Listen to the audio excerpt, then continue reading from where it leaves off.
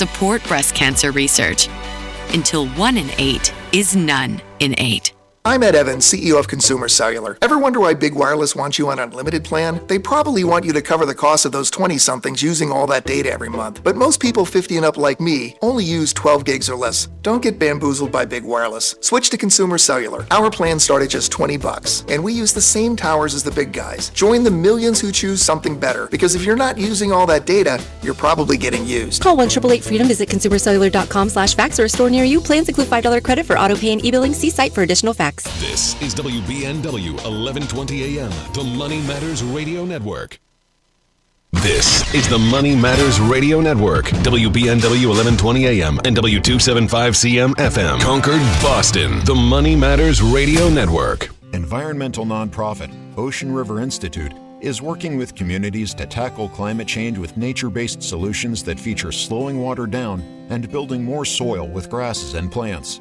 Research indicates that people acting in their own neighborhoods can build an inch of soil in a year and slow sea level rise down by as much as 25%. Please visit oceanriver.org for more information on opportunities to make a difference and go the distance for savvy stewardship of a greener and bluer planet Earth. Mark Vonner is the CEO of Veterans Development Corporation. Mark is a career military man, having served for nearly 20 years, and we are so thrilled to have him and his company as a key partner and the presenting sponsor of the DAV 5K Boston. Mark comes from a proud military family, including his father Victor and his brother Timmy. Mark talks often about how serving his country was one of the greatest achievements of his life, and that's one of the key reasons that he chooses to give back to this special community. Mark is honored to continue his legacy that his father started when he built Veterans Development Corporation. Working to help many disabled veterans and their families has become a lifelong goal for Mark, and it's why he's taken the time to fully support the DAV Department of Massachusetts. You can join Mark Vonner and Veterans Development Corporation and help our great American heroes today by making a donation or becoming a sponsor. Simply visit dav5k.boston. That's dav5k.boston. Hey, listen, are you a 50-year-old person looking for term life insurance? Then you need to talk to Bob.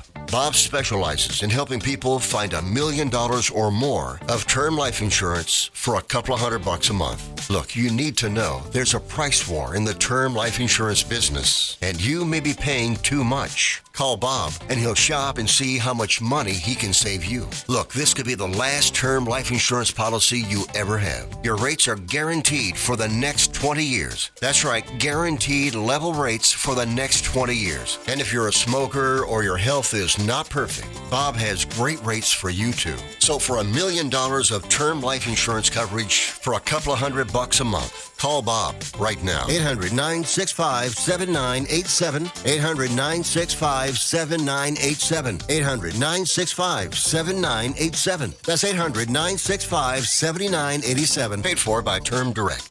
Hi, this is Chuck and Mike from the Armstrong Advisory Group, and we've got a guide available this month titled Understanding Required Minimum Distributions. Mike, a lot of changes in the RMD landscape. When do people have to take RMDs from either IRAs or Roths? How old are you? Me personally? So this does start changing now. It is currently 73 for a lot of folks. For some younger folks, it's actually now going to be 75 years old for your traditional IRAs and 401ks. And so that started at 70 and a half just a few years ago. And so this is a new set of rules for a lot of people. When you look at how the penalty situation has evolved, this is one area that's actually gotten a little bit more lenient in recent years. And so that's something where if you are new to RMDs, there are some incentives if you've missed one to get that squared away as soon as possible. There are, but, key takeaway. Understand these rules and don't miss your required minimum distribution, because there are still penalties for something that, again, is completely avoidable. Yes, the penalties used to be bigger. They are less stringent now and a bit smaller, but it is still unnecessary extra taxes and fees that you will end up paying if you do miss your required minimum distribution. So get our guide and learn a little bit more about how all of this works. Folks, the guide is titled Understanding Required Minimum Distributions, and there are two ways that you can request it. The first is by calling 800-393-4001. The second is by visiting armstrongadvisory.com. Again, that number is 800-393-4001. 888-858-4001, or you can request it online at armstrongadvisory.com. The proceeding was paid for by Armstrong Advisory Group, a registered investment advisor. Nothing in the ad or in any Armstrong guide is specific financial, legal, or tax advice. Consult your own financial, tax, and estate planning advisors before making any investment decisions. Armstrong may contact you to offer investment advisory services. This is Michael Valila, Adjutant of the Disabled American Veterans Department of Massachusetts. We pride ourselves on being able to support veterans in their time of greatest need, ensuring they receive the protections they deserve. For over 100 years, the DAV of Massachusetts has helped thousands of veterans with housing, transportation, and medical assistance, and you can help too. Please visit dav5k.boston and make a donation today. That's dav5k.boston. The Financial Exchange is produced by Money Matters Radio and is hosted by employees of the Armstrong Advisory Group, a registered investment advisor. All opinions expressed are solely those of the hosts, do not reflect the opinions of Armstrong Advisory or anyone else. Investments can lose money. This program does not offer any specific financial or investment advice. Please consult your own financial, tax, and estate planning advisors before making any investment decisions. Armstrong Advisory and the advertisers heard on this program do not endorse each other or their services. Armstrong and Money Matters Radio do not compensate each other for referrals and are not affiliated. This is the Financial Exchange with Chuck Zodda and Mike Armstrong. Your exclusive look at business and financial news affecting your day, your city, your world. Stay informed and up to date about economic and market trends, plus breaking business news every day. The Financial Exchange is a proud partner of the Disabled American Veterans Department of Massachusetts. Help us support our great American heroes by visiting dav5k.boston and making a donation today. This is the Financial Exchange with Chuck Zodda and Mike Armstrong.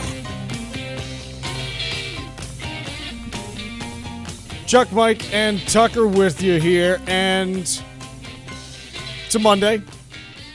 Government's still closed. Government's still closed. Earnings season hasn't started, and so honestly, go out and enjoy the last real, warm weather that we're going to have for 6 months. Maybe. I mean, I didn't think we were going to get 85 in October on a Sunday, so you know what? You're not going to get it in November. Yeah, I can tell you that much. Probably not. You can put that one on the board, Tucker. No 85-degree Sunday in November in New England. All right. So I'm glad we got that out of the way. So what do we have this week? We got a government shutdown that's going on, which means that we're not going to be, assuming that it continues, we're not going to be getting balance of trade data tomorrow. We are not going to be getting initial or continuing jobless claims on Thursday. And quite honestly, that was all that was scheduled from the federal government, so there's not much there. What are we going to be getting this week that's interesting? I guess we'll get all hyped up for, Fed minutes on Wednesday. But honestly, I don't care because it's not going to tell us anything we don't already know. Can I get excited about consumer sentiment data on Friday? Not really, since I've poo-pooed the index, basically saying, hey, since they changed their methodology, the readings have gotten more extreme and not really correlated to what's going on in the broader economy. From an earnings perspective, I guess on Thursday I've got Pepsi, Progressive, and Delta, so I can learn a little bit about what's going on from them. There's a company on Wednesday called As that's coming out with earnings. I don't know what they do, but As reports earnings on Wednesday. So ultimately, I think this is going to be a pretty quiet week as far as economic data and earnings. That much is clear. The question is, do we get something that is unexpected? And this is why, gosh, I'm just so happy to be alive today, because we always get something unexpected. And today, Michael, we've got another snake in the Ouroboros chain that we can put on the board. Is that what that's called? Yeah. Okay. The snake eating its tail is the Ouroboros. Okay. Thanks. And so, the more you know. What we have today, ladies and gentlemen, is nothing short of just fantastic in terms of just pure, quite honestly, grift. I don't know if, it partly comes across as Game of Thrones stab in the back. It partly comes across as eating oneself, perhaps as collusion on the part of NVIDIA, and just all sorts of intrigue here. A couple weeks ago, NVIDIA and OpenAI came to an agreement where NVIDIA was going to invest $100 billion in OpenAI so that OpenAI could invest $100 billion in NVIDIA AI chips. Not explicitly, but yeah. But yes, it was, we're going to give you money so that you can buy our product. Yeah. Historically, this has been called vendor financing, and back in the dot-com bubble, it marked the end of the dot-com bubble because it was indicative of, hey, we need more people to buy our stuff. We'll give them our money to do so, and that'll keep the plates spinning for a little bit longer. So we looked at this, and we noted this at the time, and we were like, it's not really a great sign, but okay, everybody's doing it, yada, yada, whatever. Like, it's not fine, but it's fine. Today, this morning, it's 7:15 a.m. Birds are chirping. Squirrels are getting, run over by cars as they try to get the last nuts, stored away for the winter. Yep. And OpenAI announces, hey, we've reached a deal with AMD. And for what? We're going to buy billions of dollars of AMD chips. And in turn, AMD is going to give us some basically free stock. And to be clear, AMD and NVIDIA directly compete in this space. Obviously, because OpenAI is the one purchasing. But AMD and NVIDIA compete explicitly and directly in the AI semiconductor space, as well as the gaming industry. Like everywhere in their businesses, they compete. Yes. But now obviously, OpenAI has said that they will, buy these chips, but it's basically coming at the cost of the equity that OpenAI is receiving in the event that they meet certain milestones for purchase. So once again, this is now, we're not even funding the purchase with real dollars. We're giving you future equity maybe in order to buy these chips. Because here's the thing. AMD, unlike NVIDIA, doesn't just have money floating around like this to do this. So they have to get creative and say, well, we can give you 160 million AMD shares if you meet these milestones. Yeah. Which also means that basically what ended up happening here is OpenAI took NVIDIA's money and said, let's go buy some AMD stuff with it. Right. So the stab in the back part was NVIDIA funding OpenAI, who turned around and specifically bought products from their direct competitor. They're really only major competitor in this space. I guess Broadcom too, but really one of their major competitors in this space, using NVIDIA's cash. So there's the stab in the back part. The snake eating itself part is most of this is not being actually financed with cash. It's just all their own money sloshing back and forth. Shares going back and forth and no new value creation out of any of it. So that part is concerning. The part that I meant about collusion and what's really going on here, I think this is probably a little bit too conspiracy theory, so I shouldn't really... I'll voice it anyway. NVIDIA would never be able to buy AMD. No. No way. They would get blocked. That would be too much of a monopoly concern. I don't know. Google's done all kinds of stuff, and all they got was, hey, don't do it again. True. So what might be a roundabout way of doing so? Well, let's buy one of our biggest customers, and then maybe they will take a stake in our largest competitor here. It's not going to put them out of business, but at least we have some equity in our biggest competitor here now. I don't really think that was a big part of this story, but it is. It's just, who knows about the timing of any of this, right? Who knows if this is, maybe we're right on the cusp of artificial general intelligence and we're about to see the breakthrough of all these profitable enterprises that really increase productivity. But I will tell you, the comparisons to the dot-com bubble have never been easier to make than right now. Never. No. And I got to be honest, like it's kind of getting into silly season on this stuff. And I say this as someone who I think you can believe two things at the same time. Even three things if you want. Number one, 5 years from now, there are going to be way more people using artificial intelligence and way more people paying to use artificial intelligence than there are today. Agreed.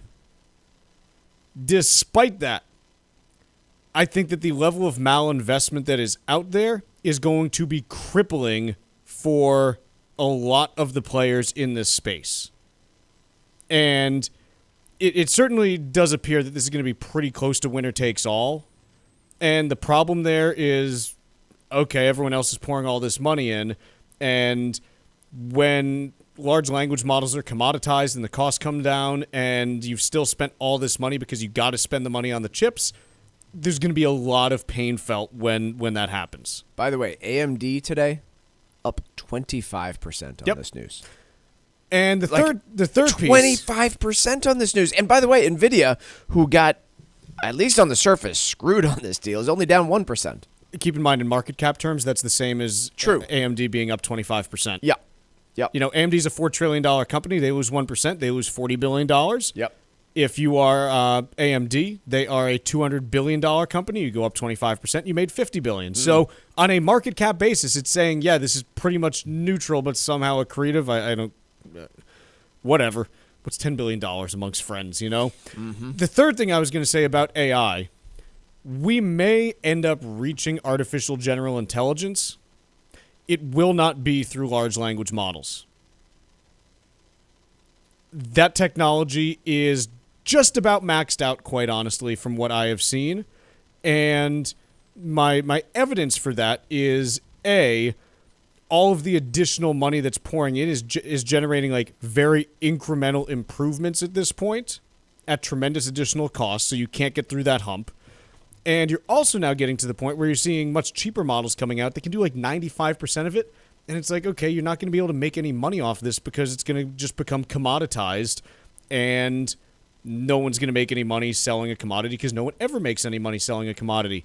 If you don't want to own a copper miner, like, and operate it, right, then you probably don't want to own and operate a large language model because it's going to be the same thing. Like, words from a large language model are going to be unrefined copper ore for the internet. How's that for, a comparison? So, where we stand right now, we're kind of getting into silly season on some of the AI stuff. And this is all also happening across a backdrop of an American economy that really, for, I think, a larger number of people feels like it's not working for them. And so I think there's a lot of people right now that are just like, hey, what gives here, man? Like, I know you're excited about this tool that's supposed to replace me, but I don't have a job, and I haven't for quite some time. But, to quote Monty Python, I'm not dead yet. Let's take a quick break. When we return, let's see, that's enough AI talk for now. I want to talk nuclear power, though, because this is something that I do think is a great topic. So let's do that when we come back. Text us 617-362-1385 with your comments and questions about today's show, and let us know what you think about the stories we're covering. This is the Financial Exchange Radio Network. Cushing & Dolan know that gifting assets can be one of the most emotional and challenging parts of estate planning. Their new guide, Making the Most of Gifting Assets, can help you learn what to consider before making a major gift, like your primary home or a vacation property, and avoid unintended tax problems. Call 866-848-5699 to get your copy, or request it online at legalexchangeshow.com. The proceeding was paid for, and the views expressed are solely those of Cushing & Dolan. Cushing & Dolan and or Armstrong Advisory may contact you offering legal or investment services. Cushing & Dolan and Armstrong Advisory do not endorse each other and are not affiliated. This is Michael Valila, Adjutant of the Disabled American Veterans Department of Massachusetts. We focus on the people returning from service, not their specific illness or injury. Our number one goal is to make sure our veterans have the necessary services they need, be it physical, emotional, or financial, so that their transition can be seamless. You can help our great American heroes as well by making a donation today by visiting dav5k.boston. That's dav5k.boston. Hi, this is Mike Armstrong from the Armstrong Advisory Group. Turning 70 isn't just another birthday. It's when the clock starts ticking on your retirement withdrawals. At age 73 or at age 75 if you were born in 1960 or later, you need to start withdrawing money from your IRA. They're called required minimum distributions, and missing one can mean big penalties. Taking the RMDs at the wrong time can also spike your tax bill. Even the type of account matters, since your IRA and 401k follow different rules, which could get confusing fast. Our new guide is called Understanding Required Minimum Distributions. distributions. It breaks the process down in simple terms so you know when to start, how much to take, and ways to manage the tax impact. Request your copy today by calling 800-393-4001. That's 800-393-4001 or ArmstrongAdvisory.com. The proceeding was paid for by Armstrong Advisory Group, a registered investment advisor. Nothing in the ad or in any Armstrong guide is specific financial, legal, or tax advice. Consult your own financial, tax, and estate planning advisors before making any investment decisions. Armstrong may contact you to offer investment advisory services. The U.S. Virgin Islands aren't just stunning, they're thriving and continue to be one of the hottest spots for vacationers in the Caribbean. New cruise port upgrades, better air connections, and a sharper focus on cultural experiences are putting the islands back on the map for travelers seeking something special. St. Thomas is your cruise hub, known for duty-free shopping in the world-famous Megan's Bay. St. John is pure escape with national park hikes, secluded beaches, and tropical tranquility. St. Croix brings the history with colonial architecture, old sugar mills, and vibrant coral reefs. Visit one island or all three and get plenty of pampering, undisturbed nature, and a vibe like no other, all jammed into one vacation. With easy travel from New England, no passport required, and no money to exchange, paradise is closer than you think. This fall, plan your getaway and fall naturally in rhythm with the heartbeat of the islands in America's Caribbean. Visit usvi.com and book your trip today. That's visitusvi.com. Hey, listen, are you a 50-year-old person looking for term life insurance? Then you need to talk to Bob. Bob specializes in helping people find $1 million or more of term life insurance for a couple of $100 a month. Look, you need to know there's a price war in the term life insurance business, and you may be paying too much. Call Bob, and he'll shop and see how much money he can save you. Look, this could be the last term life insurance policy you ever have. Your rates are guaranteed for the next 20 years. That's right, guaranteed level rates for the next 20 years. And if you're a smoker or your health is not perfect, Bob has great rates for you too. So for $1 million of term life insurance coverage for a couple of $100 a month, call Bob right now. 800-965-7987. 800-965-7987. 800-965-7987. That's 800-965-7987. Paid for by Term Direct.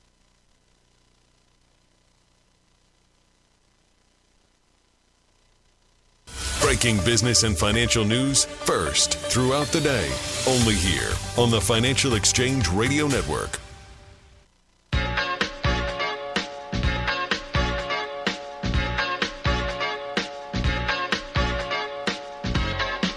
This segment of the Financial Exchange is brought to you by the U.S. Virgin Islands Department of Tourism. Looking for a getaway that's easy, warm, and unforgettable? Discover the magic of the U.S. Virgin Islands, St. Croix, St. Thomas, and St. John. Just a short flight from New England with no passport needed and no money to exchange. Soak up the sun, stroll along white sand beaches, and feel the rhythm of the heartbeat of the islands. The USVI is America's Caribbean paradise. Plan your fall escape now at visitusvi.com. That's visitusvi.com. Nuclear in my backyard? More of America, and the market seems okay with it. This piece published yesterday on CNBC. They mean your literal backyard or in my general vicinity? I've said before, if you wanted to pay me an exorbitant amount of money to put a small nuclear reactor in my basement, sign me up. It'd have to be pretty small. Yeah, like one of the ones they have on the submarines. It could power, I don't know, like my street, my town, something like, nothing huge, but just like, again, a small nuclear reactor. I would be happy to have it in my basement. Do you have a stream or water source for cooling in your general property? Well water. Yeah, okay. Yeah. We'd probably have to expand the well, I would imagine. I don't know that we get quite the gallons per minute that you need to operate a nuclear reactor, nor do I know what you do with the water afterwards. I'm right on a river. I might just look into this. Okay. Water the garden. But what is being talked about is slightly larger nuclear power plants. They're still called small modular reactors. Yep. Small is relative in that they're about a third of the size of conventional nuclear power plants in terms of generation and footprint, quite honestly. So haven't been to your house, but probably not fitting in your basement. Probably not fitting there. It's something where there's still, you're talking 300 megawatt units instead of, 1 gigawatt units. But these are things that you are starting to see, some real push towards for a couple of reasons. The first being, hey, look, with all this data center build out that we've talked about, you need heavy capacity, high base load. And yes, you're seeing a lot of that done initially right now with new nat gas facilities that are being built. But the problem that you have there is, hey, if oil prices remain low, you have less fracking that goes on in the U.S. and nat gas prices go up.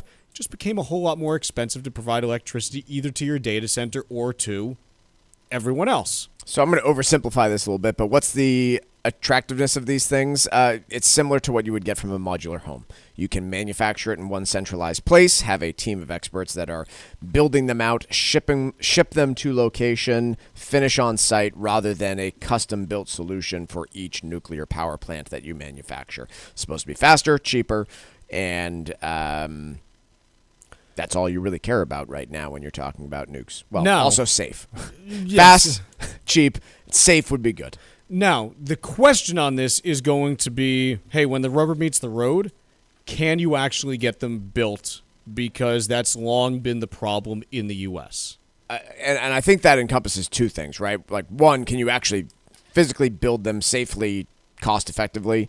But then, the answer there is yes, I think. I think the answer is pretty clearly yes, but can you actually get the approval and site locations approved to do it? That has historically been the number one problem with these, and so therein lies my question. Yeah, great if you can build them, excellent if you can ship them to location, but if we want one built, pick your location, along one of the rivers in Vermont, are they actually going to vote, give it the thumbs up and say, yes, we are comfortable with this being built in our town, in our county, in our general area here to power these homes, these businesses? It seems like a hard maybe, and I think there's a great quote in here, talking about just kind of why we're even talking about and quite honestly, we should have been talking about nuclear for a while. It's just we got scared off of it for a number of different reasons. But there's a great quote here from I don't know who this guy is. It doesn't specify who is Morris in this piece. It never gave a first name or any information about Morris. Yeah, just trust him. Anyways, Morris. Like, interviewed for this piece. I looked through all the pages CNBC. and I couldn't find it. Maybe it just got cut off in the printing. Zach Morris. Love him. To illustrate how much of the world of power generation has been upended in short order, Morris offered a stark comparison. 5 years ago, we were worried about how we were going to put up with the demand from a 20-megawatt marijuana farm. Hell yeah. That's a fraction of what the data centers are asking for. Yes, you've got OpenAI saying, hey, we want to build out 6 gigawatts of capacity with AMD. That's a little bit more than a small marijuana farm. Wait, Tucker, you weren't joking. His name's actually Zach Morris. Yeah, also known from Saved by the Bell. He's the director of Market One, a local association of business and government leaders that promotes economic growth in Cass and Van Buren counties, Michigan. There you go. In any case, I think that if you are serious about solving America's energy problem, you need to be talking about nuclear as a portion of that, not all of it. And I think that the fact that we're at least having these conversations now is great. But when push comes to shove, will communities actually allow for them to be placed near them? Well, if you want to, you need to put together very clear economic benefits for that area. Like, I don't think that there is a good enough job done frequently about this. If I'm a nuclear power plant, I'll be like, anyone who lives within 5 miles, you get free power for life. Or like property taxes permanently cut in half. Like whatever you want to do. Yes. But like make it really clear to those who are allowing it to be built in their area what the benefit's going to be. Yes. Because it's going to hurt property values, at least in the short term. Yes. So make it really obvious. This is what you're going to benefit from this. We all know what the potential downside is. Yeah, this is how much cheaper the electricity is going to be. That's what you need to do to get these things built. And it's got to be compelling. Quick break here. Wall Street Watch is next.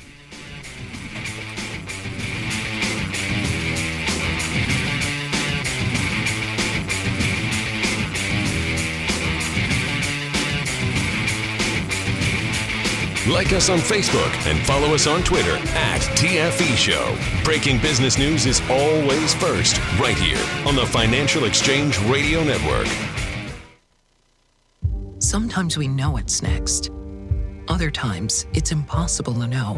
Life can change in an instant.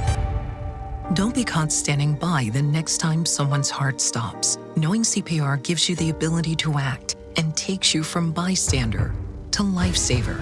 CPR is a life-saving skill. Join the nation of lifesavers today by learning CPR at heart.org/nation. National support for CPR education provided by Elevance Health Foundation. It happens all over Massachusetts. Can you tie my shoes? In every home and every community. Be careful on your bike. Learning can happen anytime, anywhere. We'll see you at practice this weekend. And no matter how learning takes place in your family's life, DESE is there as your partner. The Massachusetts Department of Elementary and Secondary Education. Never stop learning. Find out more at mass.gov/back-to-school. Sponsored by the Massachusetts Department for Elementary and Secondary Education. New Englanders love the Caribbean, and now there's a Caribbean travel channel available for you to learn all about Caribbean culture while you're planning your next trip to your favorite island. The TravelShareIt.com marketplace is loaded with information about the arts, festivals, food, and music throughout the Caribbean, and is an interactive website featuring daily travel deals to any island of your choice. Book your next Caribbean vacation on the most comprehensive travel channel for the islands, TravelShareIt.com. That's TravelShareIt.com. Cushing & Dolan know that gifting assets can be one of the most emotional and challenging parts of estate planning. Their new guide, Making the Most of Gifting Assets, can help you learn what to consider before making a major gift, like your primary home or a vacation property, and avoid unintended tax problems. Call 866-848-5699 to get your copy, or request it online at legalexchangeshow.com. The proceeding was paid for, and the views expressed are solely those of Cushing & Dolan. Cushing & Dolan and/or Armstrong Advisory may contact you offering legal or investment services. Cushing & Dolan and Armstrong Advisory do not endorse each other and are not affiliated. Hi, this is Mike Armstrong from the Armstrong Advisory Group. If you're approaching your 70s, you might be thinking about slowing it down, but the IRS is just getting started. Required minimum distributions, or RMDs, kick in starting at age 73. And if you were born in 1960 or later, that number jumps to 75. RMDs are more than just a box to check. They can impact your taxes, your income plan, and even what you leave to your heirs. If not done properly, it could mean big penalties, but getting them right might help keep your money working for you. Our latest guide, Understanding RMDs, breaks down how they work, when to take them, and strategies that may make them less of a tax headache and more of a financial opportunity. Request your copy today by calling 800-393-4001 or by visiting ArmstrongAdvisory.com. That number again is 800-393-4001 or ArmstrongAdvisory.com. The proceeding was paid for by Armstrong Advisory Group, a registered investment advisor. Nothing in the ad or in any Armstrong guide is specific financial, legal, or tax advice. Consult your own financial, tax, and estate planning advisors before making any investment decisions. Armstrong may contact you to offer investment advisory services. This is Tucker Silva of the Financial Exchange Show, and I'm joined today by estate planning attorney Todd Lutzke, a partner with the law firm of Cushing & Dolan, with their master's in taxation. And today we're talking about the implications of gifting assets away. Todd, if you're trying to protect your assets from the cost of long-term care expenses, what are the risks in giving your assets to a child rather than transferring them to an irrevocable trust? Yeah, it's a very big difference, right? These irrevocable trusts that we do for Medicaid purposes, first and foremost, are incomplete gifts. So you're not actually making a gift at all when you put it into these trusts. But if you give it to a child, now you've made a completed gift. So, for example, if I gave away my house, and people do it, right? You are giving away the built-in gain in that house.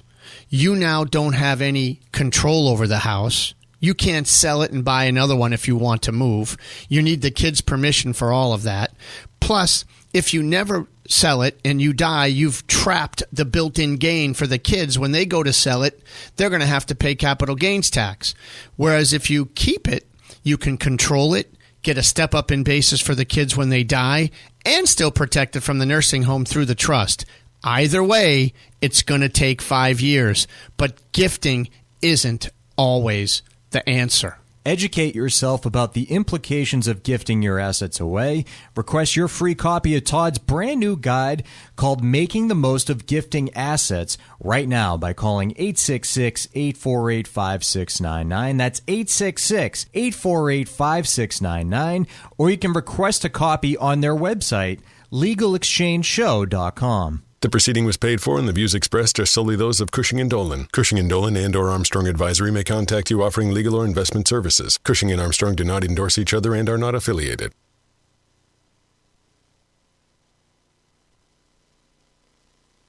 Time now for Wall Street Watch, a complete look at what's moving markets so far today, right here on the Financial Exchange Radio Network. Well, investors have turned the page to a new week as the government shutdown drags on. However, the big news of the day surrounds a massive computing deal between OpenAI and AMD. Right now, markets are mixed.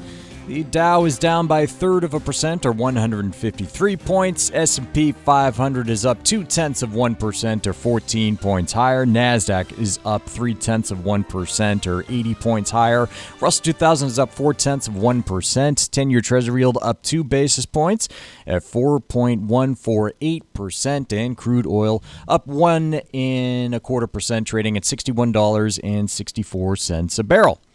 OpenAI and AMD agreed to a multi-billion-dollar partnership to collaborate on AI data centers that will run on AMD processors. AMD surging 27%, while competitor NVIDIA seeing its stock fall 1%. Traders will continue to watch for more developments from OpenAI this afternoon during its annual Dev Day event, which will feature announcements, keynotes from executives, and a chat between CEO Sam Altman and longtime Apple designer Jony Ive. Meanwhile, Palantir shares rebounding nearly 4% after its stumble on Friday.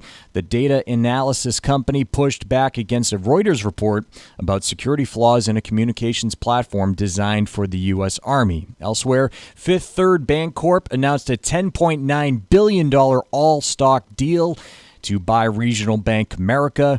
Fifth Third shares are down by 1%, while Comerica stock is jumping 14%. And Tesla shares up over 3% after the electric car maker teased a product launch announcement on X with tomorrow's date, leading to increasing speculation about the release of a new car. I'm Tucker Silva, and that is Wall Street Watch. Mike, what do we think Tesla's going to come out with tomorrow? They're going to start with dancing robots. You have to give one real answer and one fake answer that might end up being the real answer.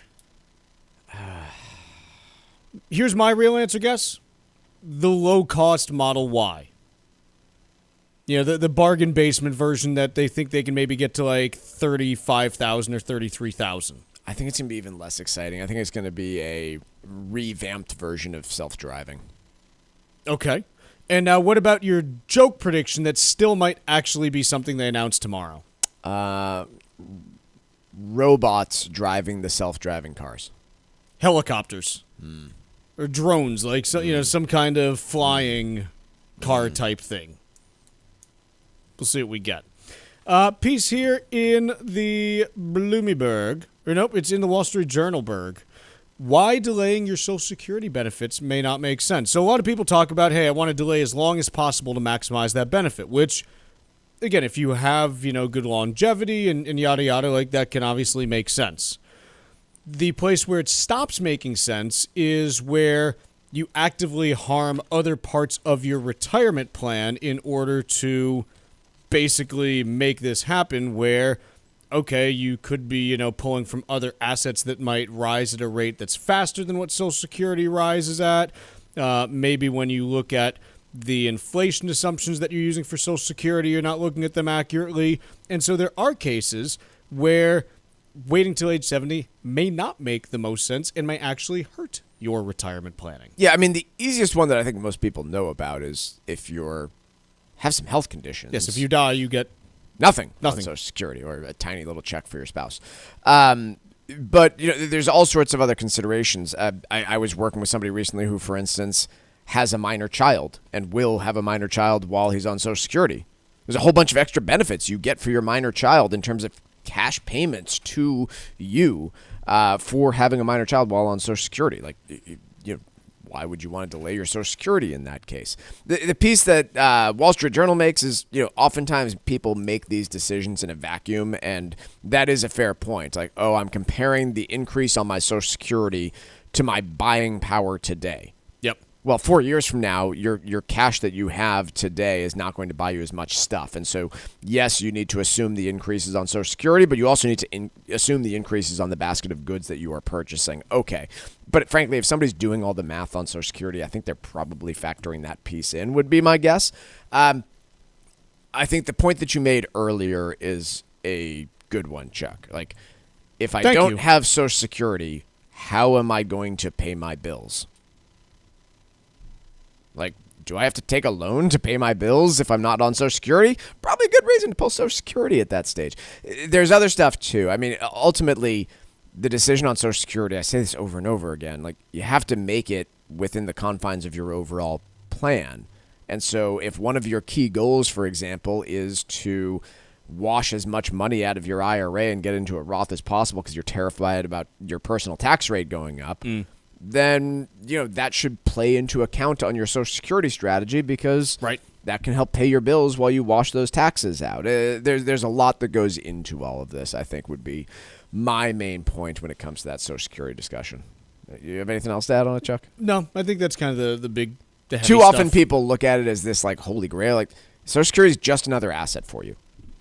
Right, exactly. Right? And like, just how do I use it? If I have a pension, if I have Social Security, if I have a 401k, I have all these assets. What's the best one for me to tap at what point in time? yeah, it has its pros and cons just like anything else. For a lot of people, it is their only source of retirement income. I think we're still around a third of people. That's the only thing that they have when they get to retirement. But you still have to figure out what makes the most sense and what works for you best. Along these lines, according to a Barron's piece, 80% of workers say they're making little or no progress saving for retirement. So this was a survey that was done by Goldman Sachs, and they surveyed 3,588 workers and 1,514 retirees, so about 5,000 people. And I guess, like, I'm just trying to understand, like, this is where we get into some of the terminology here and trying to understand what it means. So it says 40% of working Americans are now living paycheck to paycheck, according to the report, which quite honestly doesn't match up with some of the other data that we get, where it says that like 80% of Americans have at least $400 saved up for an emergency, which means you're not living paycheck to paycheck. Right. People, I think we've talked about that at length, that people miscategorize whether or not they are living paycheck to paycheck. If you are living paycheck to paycheck, it means that you are not saving anything into your 401k or any other. You're not bucket saving of money. any money on a monthly basis. And in all likelihood, you are also running up some debt. If that is the case, then you are probably living paycheck to paycheck. Correct. Which I still think is probably, like, and again, this is gut feel, so like I've polled no one, so it's probably worse than useless. I bet it's probably about a quarter of Americans are truly in that situation. It says an additional 2/5 say they aren't making meaningful progress on their retirement goals. What does meaningful progress mean? How does one define what is meaningful versus not meaningful progress? Because the data that we do get from the big retirement providers show that account balances continue to grow at a pretty, good clip, obviously helped by markets. And so I think I struggle with this piece because I think I can hold two thoughts in my head at the same time. The first is there is a large portion of America where the economy is not working for them right now. But the surrounding data is often very conflictatory, if not downright, pointing in completely opposite directions. And so I kind of struggle to understand where the biggest pain is, other than I think certainly we see young people right now just struggling to even get into the workforce in a way that we haven't in quite some time. I think we see a situation where for people close to retirement, because of a number of different situations, people are still having to work longer in order to get to retirement. But I don't really know, I don't have a great handle on kind of that middle age demographic and what we're seeing there, other than it's probably pretty uncomfortable for, a number of them just because they're taking care of kids and taking care of parents who now, might be dealing with health problems. Yeah, and I can, look, this story does fit very well into others that we've covered about the economy, which is a vast number of people feeling like they're falling behind. What it actually leads to in terms of economic growth and stock market moves, we've talked about this at length, but I hate to say this, but I don't know how much it matters. I think at some point it does, right? When you get to a certain point where a large group of people in your society are struggling to keep pace and feel as though they're falling behind, it can lead to all sorts of really ugly stuff. But when that breaking point hits and what the impact is on markets of the economy, I don't know. And this don't know. And this is before we even get to all of the chatter about, hey, how could AI impact employment prospects and wages over the next decade? Right. Once again, don't know. Quick break here. When we come back, we're going to be talking about why 2026 will be the year of the used EV right after this. Miss any of the show? Catch up at your convenience by visiting financialexchangeshow.com and clicking the on-demand icon where you'll find all of our interviews and full shows. This is your home for the latest business and financial news in New England and around the country. This is the Financial Exchange Radio Network. Mark Vonner is the CEO of Veterans Development Corporation. Mark faithfully served his country from 1981 to 1984, and we're thrilled to have him as a partner and presenting sponsor of the DAV 5K Boston. Mark comes from a proud military family that includes his father Victor and brother Timmy. Mark talks often about how serving his country was one of the greatest achievements of his life, and it's one of the main reasons he chooses to give back to this special community. Mark is honored to continue the legacy that his father started when he built Veterans Development Corporation. Working to help many disabled veterans and their families has become a lifelong goal for Mark, and it's why he's taken the time to fully support the Disabled American Veterans Department of Massachusetts. You can join Mark and help our great American heroes today by making a donation to support the DAV Department of Massachusetts. Please visit dav5k.boston. That's dav5k.boston. Cushing & Dolan want to help you make the most of your estate plan, starting with how you gift your assets. Their brand new guide, Making the Most of Gifting Assets, breaks down the pros and cons so you can avoid costly mistakes. Gifting may sound simple, but it can create complications you may not see coming. For example, if you gift your primary home to your kids and they sell it, they could face huge capital gains taxes, and that surprise bill could derail your plan. It's the kind of insight that can help you protect what you've built and keep your family's future on track. Whether you're just getting started or you're deep into your estate plan, this guide from Cushing & Dolan is a must-have to make smart, informed decisions. Call 866-848-5699 right now to get your copy. That's 866-848-5699. Or request it online at legalexchangeshow.com. That's legalexchangeshow.com. The proceeding was paid for and the views expressed are solely those of Cushing & Dolan. Cushing & Dolan and or Armstrong Advisory may contact you offering legal or investment services. Cushing & Dolan and Armstrong Advisory do not endorse each other and are not affiliated. Are you wondering where the economy is headed? GDP is growing, but tariffs, inflation, and job numbers are making headlines. Interest rates, housing costs, and policy changes are impacting all of us. Even AI is changing how markets move. Hi, this is Chuck Zodda from the Armstrong Advisory Group. We're hosting 2 financial seminars this fall to help you make sense of it all. Join us at Margaritaville Resort, Cape Cod on October 9th or at the Showcase Superlux in Chestnut Hill on October 16th. To reserve your seat, call 800-393-4001. We'll break down the economic trends, market risks, and smart strategies you need to plan for retirement and beyond. Diversification, preparation, and smart decisions are several of the keys to navigating uncertainty. Register today by calling 800-393-4001 or on our website, armstrongadvisory.com. The proceeding was paid for by Armstrong Advisory Group, a registered investment advisor. Nothing in the ad or in any Armstrong guide is specific financial, legal, or tax advice. Consult your own financial, tax, and estate planning advisors before making any investment decisions. Armstrong may contact you to offer investment advisory services. Here at the Massachusetts Department of Elementary and Secondary Education, we are committed to all students not only attending, but succeeding at school. Your presence is powerful. Share why you attend at doe.mass.edu. Sponsored by the Massachusetts Department of Elementary and Secondary Education. Let's talk LDL. AKA bad cholesterol. The higher your LDL cholesterol, the higher your risk of a heart attack or stroke. Your health matters. Know your number. Talk to your doctor and get your cholesterol checked. And learn how to help lower your LDL bad cholesterol.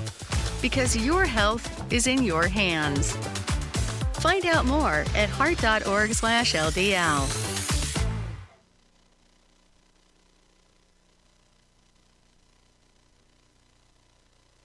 The Financial Exchange streams live on YouTube. Like our page and stay up to date on breaking business news all morning long. This is the Financial Exchange Radio Network.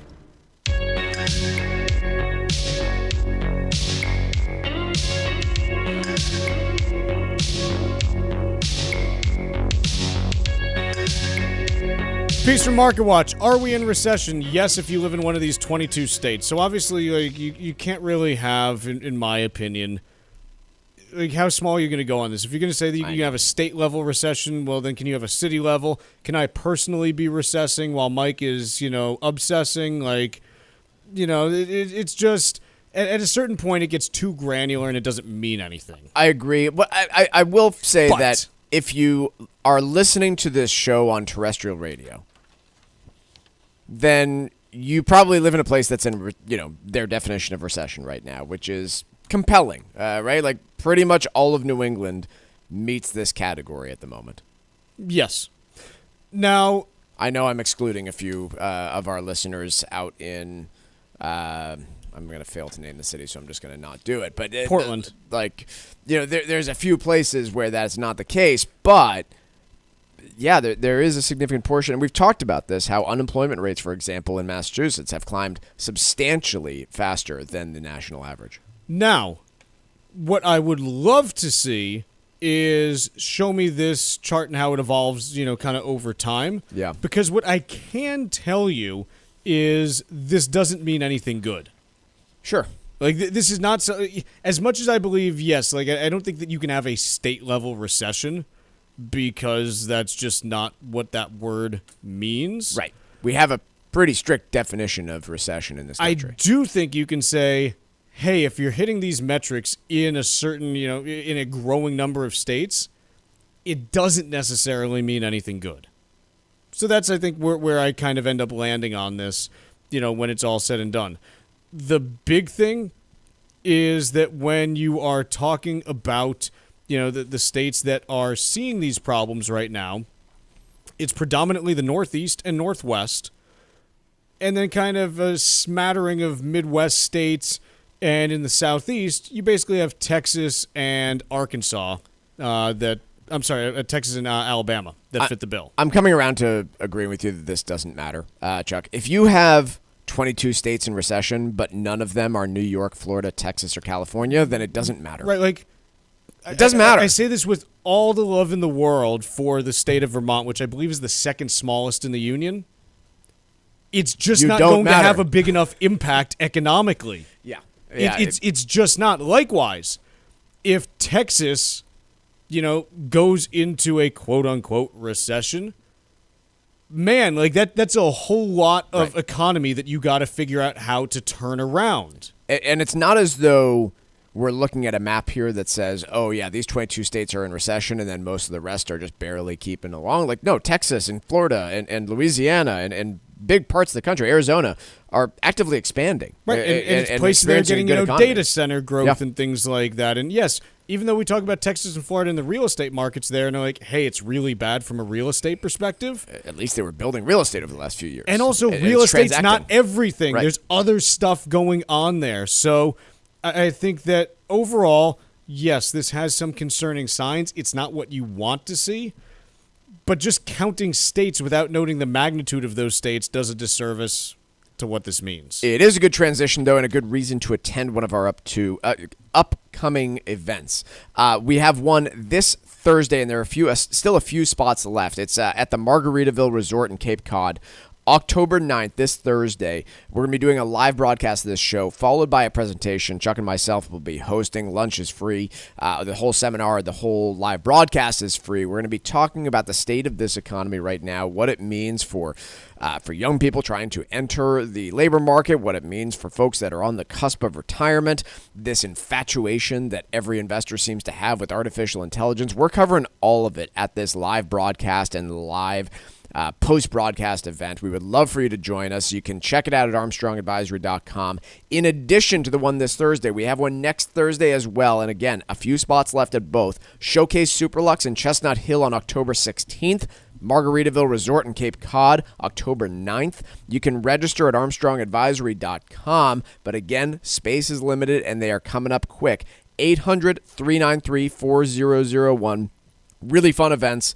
We've done them in the past. They're always a good time. You can come sit with us and join us for part or all of it. But please do join us and call or go online to register. 800-393-4001 or ArmstrongAdvisory.com. The proceeding was paid for by Armstrong Advisory Group, a registered investment advisor. Nothing in the ad or in any Armstrong guide is specific financial, legal, or tax advice. Consult your own financial, tax, and estate planning advisors before making any investment decisions. Armstrong may contact you to offer investment advisory services. 2026 will be the year of the used EV, analyst says. Here's why. And basically what they are saying is, hey, in a lot of cases, you're starting to get closer and closer to cost parity between EVs and gas cars. There still is a price premium for used EVs relative to used vehicles of about $900. So there is still something there. The piece that I struggle with on this, though, is that when you look at new vehicles, it's a wider gap, which means if you're buying a new EV, you're expecting much more rapid depreciation on your car, which then leads to the question, why would I ever buy a new one if I could just buy a used one, which then starts to push the price of used ones up because all the people looking at new ones say I'm going to look at the used ones, which then in turn makes this not look as attractive. Yeah, I guess part of the weird economics of EVs is just the battery degradation fear. I think it's much more... Not fear, it's a real thing. It's a real thing, but I think it's also a very new and unknown formula that people have to account for. Like, when you're buying an internal combustion engine, you kind of have a sense for, okay, it's 3 years old, it's got 20,000 miles, it's this brand. What can I generally expect based on my experience? You just don't have that with EVs, and so I think that there's some extra discount built in there. And then the lease factor here too, right? Like over the last few years, a ton of these vehicles have been leased rather than purchased for a few reasons. One would be some of the tax incentives that are available for leased cars. Two would just be I'm not sure about an EV. I want to test it out in a lease rather than an ownership plan. And so those are going to be hitting the market over the course of the next few years as well. Let's take a quick break for just a little bit here, but when we come back, we got some housing market chatter. We're talking Amazon's new Prime event, and then we're going to be talking about some air travel data as well. Stick around.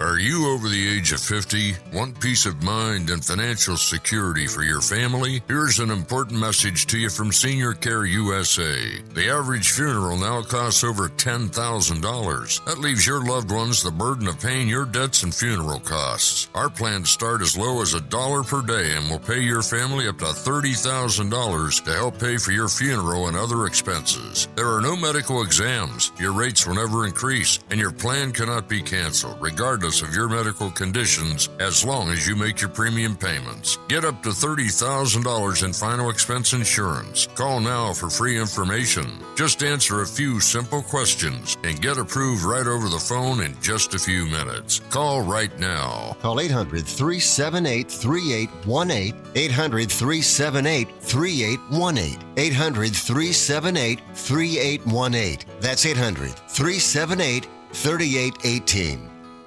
Did you outgrow your timeshare and now you want out? But you can't. You can't sell it, and you can't get out of the contract. Imagine trying to get out of your mortgage. That's what a timeshare is. You can't just call up the bank and say, I don't want to pay it anymore. But we may be able to help you do just that. Listen, a timeshare maybe for you once was a great thing, but now you don't use it much. And they are not easy to get rid of. Plus, you do have to pay for it every month. Qualified timeshare owners can get out of their contract legally and permanently without ruining your credit or even filing bankruptcy. And imagine no more mortgage payment or fees. Call the Timeshare Exit Hotline qualification line now. It's free to learn more.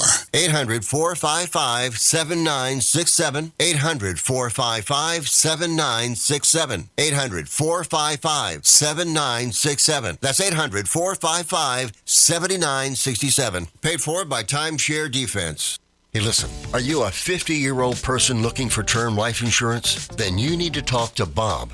Bob specializes in helping people find $1 million or more of term life insurance for a couple of $100 a month. Look, you need to know there's a price war in the term life insurance business, and you may be paying too much. Call Bob, and he'll shop and see how much money he can save you. Look, this could be the last term life insurance policy you ever have. Your rates are guaranteed for the next 20 years. That's right, guaranteed level rates for the next 20 years. And if you're a smoker or your health is not perfect, Bob has great rates for you too. So for $1 million of term life insurance coverage for a couple of $100 a month, call Bob right now. 800-965-7987. 800-965-7987. 800-965-7987. That's 800-965-7987. Paid for by Term Direct. This is the Money Matters Radio Network, WBNW 1120 AM and W275 CM FM, Concord, Boston, the Money Matters Radio Network. As a busy mom to 4 kids, my to-do list is full. Trying to fit in exercise, eating right, and prioritizing self-care can feel next to impossible. While we can't add more hours to the day, we do have a great resource to help. Go Red for Women has easy tips, tools, and information to help you and your family live a healthier life. So to all the moms, the aunts, grandmothers, and amazing women out there doing it all, visit goredforwomen.org/momlife today. You take care of them, Go Red for Women will take care of you. The U.S. Virgin Islands aren't just stunning, they're thriving and continue to be one of the hottest spots for vacationers in the Caribbean. New cruise port upgrades, better air connections, and a sharper focus on cultural experiences are putting the islands back on the map for travelers seeking something special. St. Thomas is your cruise hub, known for duty-free shopping in the world-famous Megan's Bay. St. John is pure escape with national park hikes, secluded beaches, and tropical tranquility. St. Croix brings the history with colonial architecture, old sugar mills, and vibrant coral reefs. Visit one island or all 3 and get plenty of pampering, undisturbed nature, and a vibe like no other, all jammed into one vacation.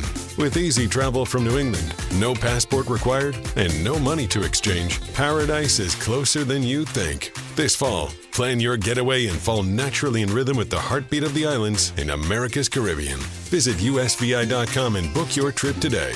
That's visitusvi.com.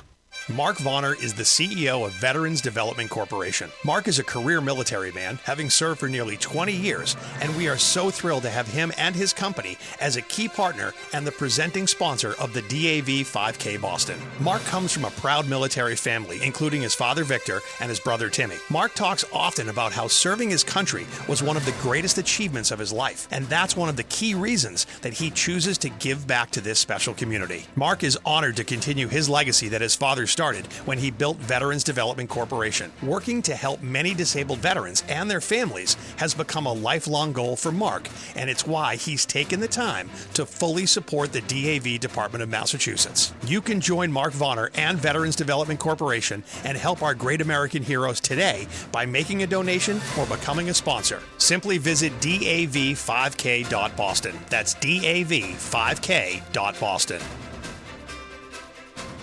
This is Michael Valila, Adjutant of the Disabled American Veterans Department of Massachusetts. The DAV of Massachusetts has helped me and countless others adjust to civilian life through a variety of incredible programs. Through our local Veterans Assistance Program, we provide necessary services to veterans and their communities, such as food shopping, landscaping, and companionship, but we need your support. You can help by making a donation today. Please visit dav5k.boston. That's dav5k.boston. Hi, this is Chuck and Mike from the Armstrong Advisory Group, and our guide this month is titled Understanding Required Minimum Distributions. Mike, one area with some big changes the last couple of years has been RMDs as it relates to inherited IRAs. What is the lay of the land today? Yeah, so critical things that you need to know is that for most inheritors that are not spouses, so that's your starting point. If you are not married to the person who passed away, you are most likely subject to a out in 10 rule.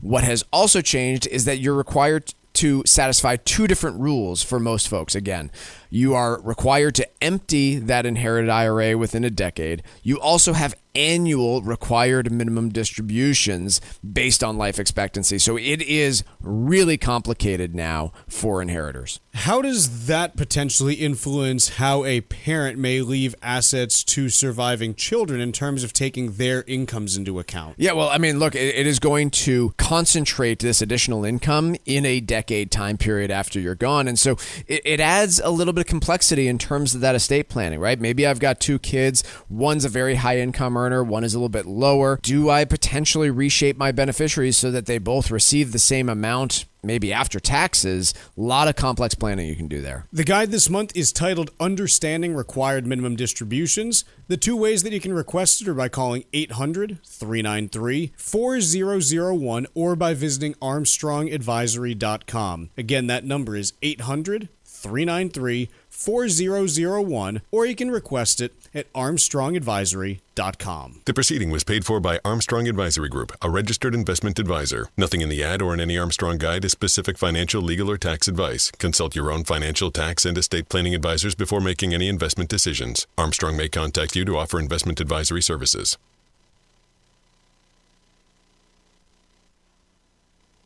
The Financial Exchange is produced by Money Matters Radio and is hosted by employees of the Armstrong Advisory Group, a registered investment advisor. All opinions expressed are solely those of the hosts, do not reflect the opinions of Armstrong Advisory or anyone else. Investments can lose money. This program does not offer any specific financial or investment advice. Please consult your own financial, tax, and estate planning advisors before making any investment decisions. Armstrong Advisory and the advertisers heard on this program do not endorse each other or their services. Armstrong and Money Matters Radio do not compensate each other for referrals and are not affiliated.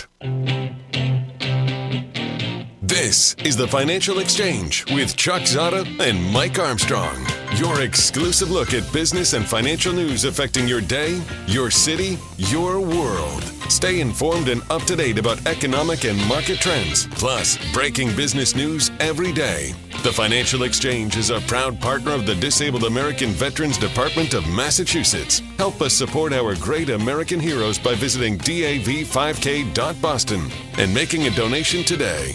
This is the Financial Exchange with Chuck Zodda and Mike Armstrong. Chuck, Mike Tucker with you here, and kicking things off, we've got markets mixed-ish, but mostly up, quite honestly, if you don't include the Dow, which, you know my thoughts on the Dow. Dow is off 0.17%, down 82 points right now. The S&P is up 0.25%, 18 points. And the NASDAQ Composite up 0.5%, about 109 points.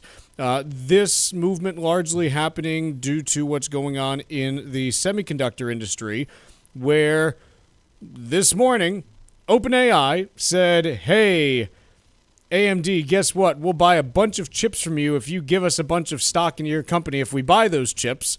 And so the circular train of money continues throughout the AI and semiconductor space with, this, again, it seems like we had kind of weekly announcements on this kind of stuff. And it's honestly gotten to the point where I don't know where the money's going to come from in the future, but in the case where they don't have the money, they'll make it up with shares, I guess, is where we are right now. Because if you take a look at... Shares are sure worth something. Well, they are until they're not. Yes. And again, it's not that AMD is going to go out of business. I'm not suggesting that, but you never know how much they're going to be worth, and you never know if OpenAI is actually going to have the money to do any of this. So when I look at AMD, the reason they can't do the deal that NVIDIA did is that AMD has about $5 billion in cash, and this is like a $30 to $50 billion deal that OpenAI is signing with them. Hence, they can do it using, shares, but they can't do it with cash. Whereas if you take a look at NVIDIA right now, NVIDIA is sitting on $56 billion with free cash flow of $72 billion a year. They can easily figure out how to get $100 billion to OpenAI over the next 5 years. So that's what's going on in equity markets.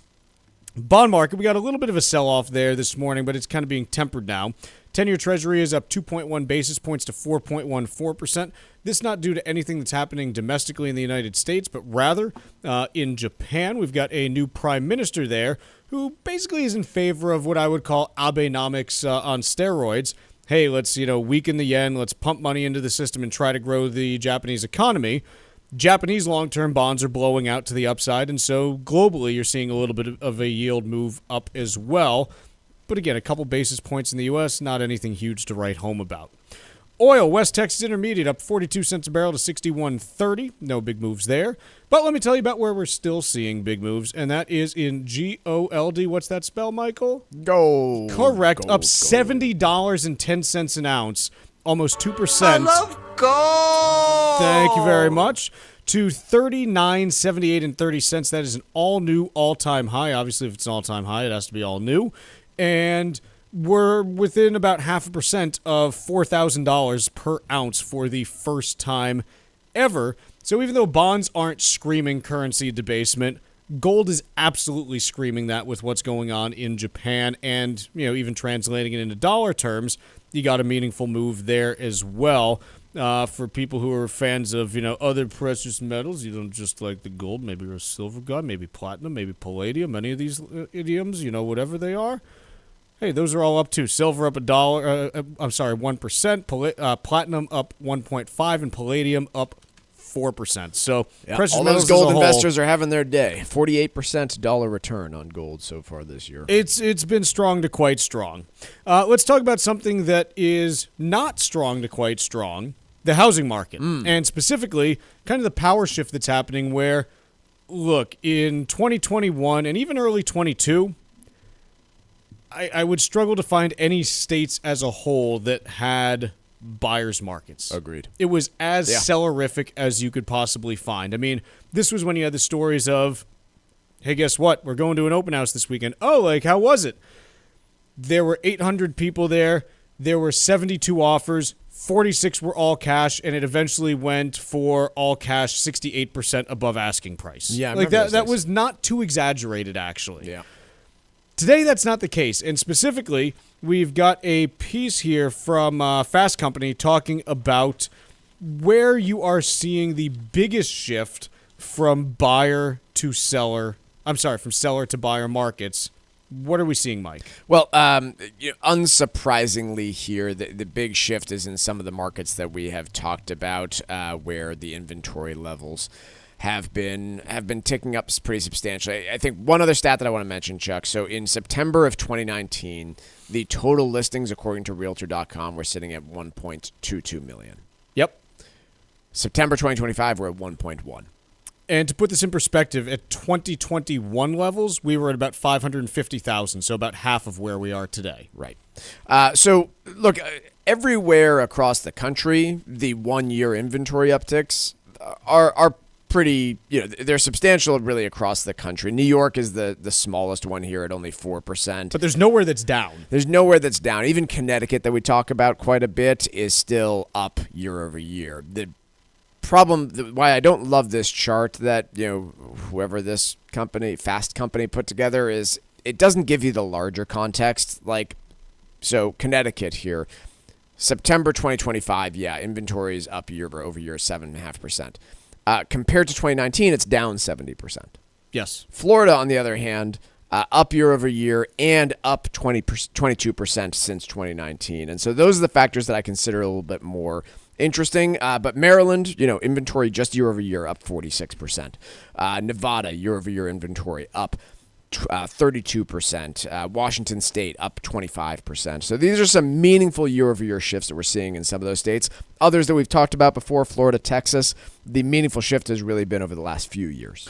And what you're seeing now, compared to September of 2019, is there are a number of states that now have more inventory than pre-pandemic. Oh, yeah, a lot of them. It's basically, if you... trying to think of what shape this is. What's kind of a nice sloping. It's not a C, but it's a it's like a down slope. I don't know. If you basically do a nice little down slope from Washington State through Florida, that's kind of the path this follows. So Washington State, as an example, has 25% more inventory than 2019.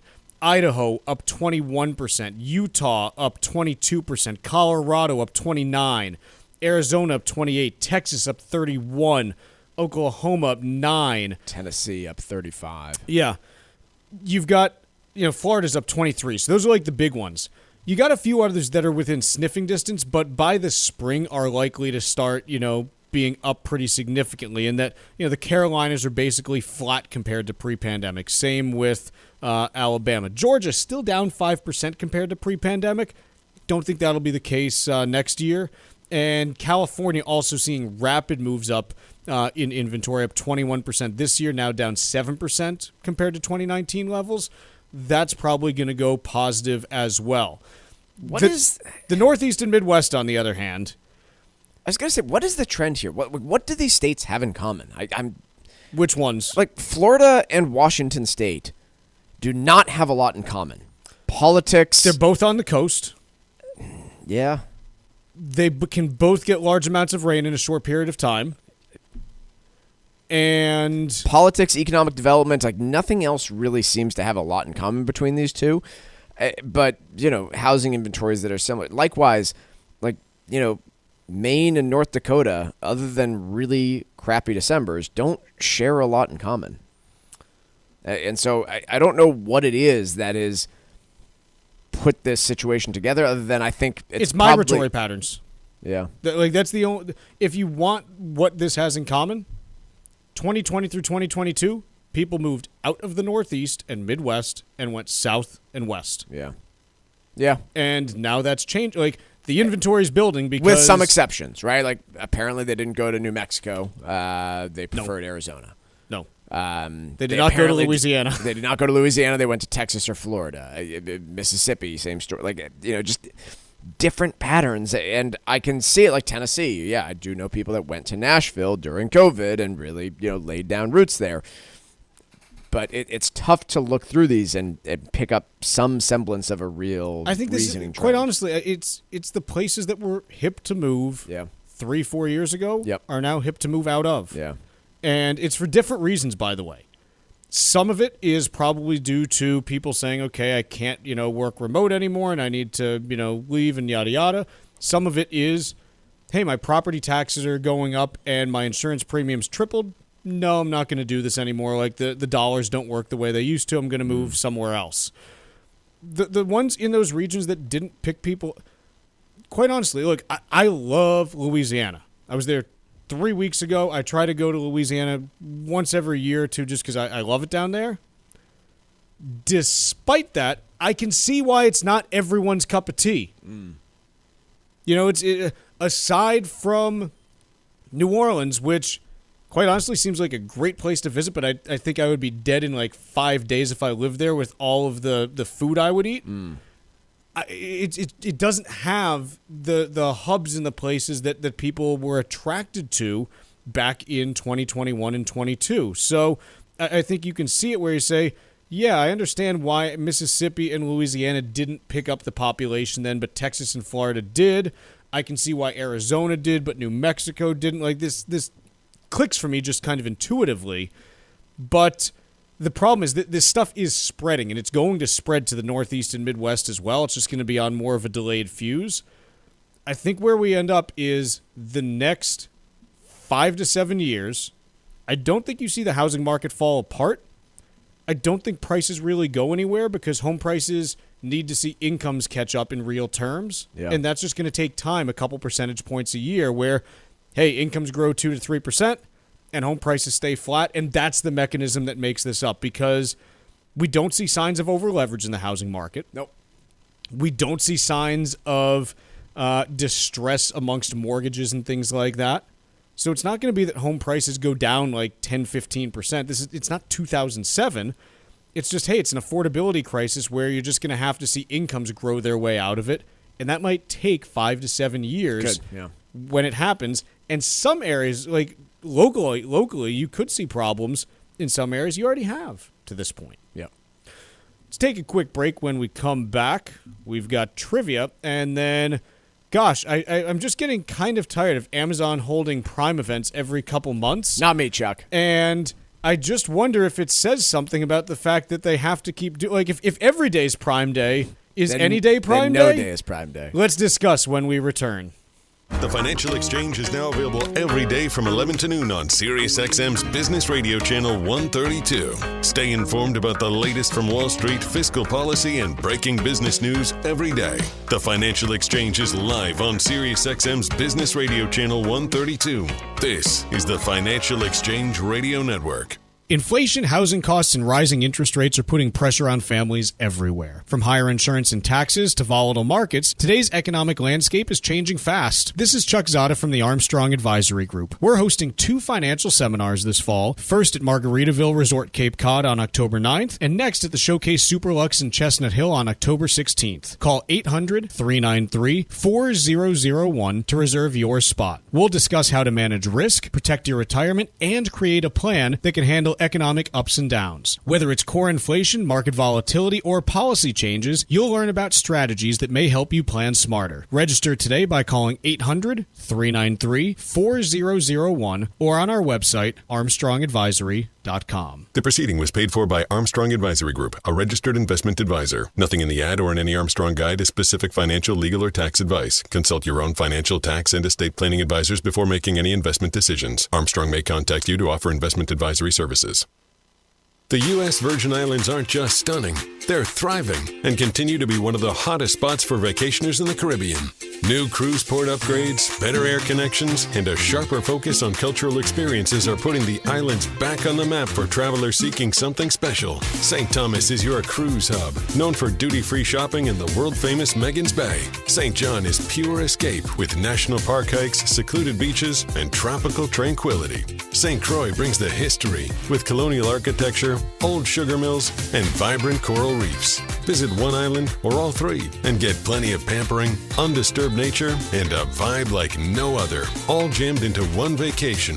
With easy travel from New England, no passport required, and no money to exchange, paradise is closer than you think. This fall, plan your getaway and fall naturally in rhythm with the heartbeat of the islands in America's Caribbean. Visit usvi.com and book your trip today. That's visitusvi.com. Cushing & Dolan want to help you make the most of your estate plan, starting with how you gift your assets. Their brand new guide, Making the Most of Gifting Assets, breaks down the pros and cons so you can avoid costly mistakes. Gifting may sound simple, but it can create complications you may not see coming. For example, if you gift your primary home to your kids and they sell it, they could face huge capital gains taxes, and that surprise bill could derail your plan. It's the kind of insight that can help you protect what you've built and keep your family's future on track. Whether you're just getting started or you're deep into your estate plan, this guide from Cushing & Dolan is a must-have to make smart, informed decisions. Call 866-848-5699 right now to get your copy. That's 866-848-5699. Or request it online at LegalExchangeShow.com. That's LegalExchangeShow.com. The proceeding was paid for and the views expressed are solely those of Cushing & Dolan. Cushing & Dolan and or Armstrong Advisory may contact you offering legal or investment services. Cushing & Dolan and Armstrong Advisory do not endorse each other and are not affiliated. Environmental nonprofit Ocean River Institute is working with communities to tackle climate change with nature-based solutions that feature slowing water down and building more soil with grasses and plants. Research indicates that people acting in their own neighborhoods can build an inch of soil in a year and slow sea level rise down by as much as 25%. Please visit oceanriver.org for more information on opportunities to make a difference and go the distance for savvy stewardship of a greener and bluer planet Earth. As a busy mom to 4 kids, my to-do list is full. Trying to fit in exercise, eating right, and prioritizing self-care can feel next to impossible. While we can't add more hours to the day, we do have a great resource to help. Go Red for Women has easy tips, tools, and information to help you and your family live a healthier life. So to all the moms, the aunts, the grandmothers, and amazing women out there doing it all, visit goredforwomen.org/momlife today. You take care of them, Go Red for Women will take care of you.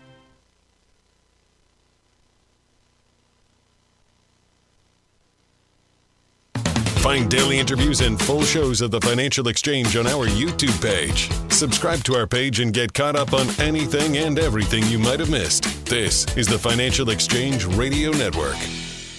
All right, time for trivia here on the Financial Exchange. The NASDAQ peaked at 5,048 on March 10th, 2000. From March 10th, 2000 to October 9th, 2002, the index fell 77.9%.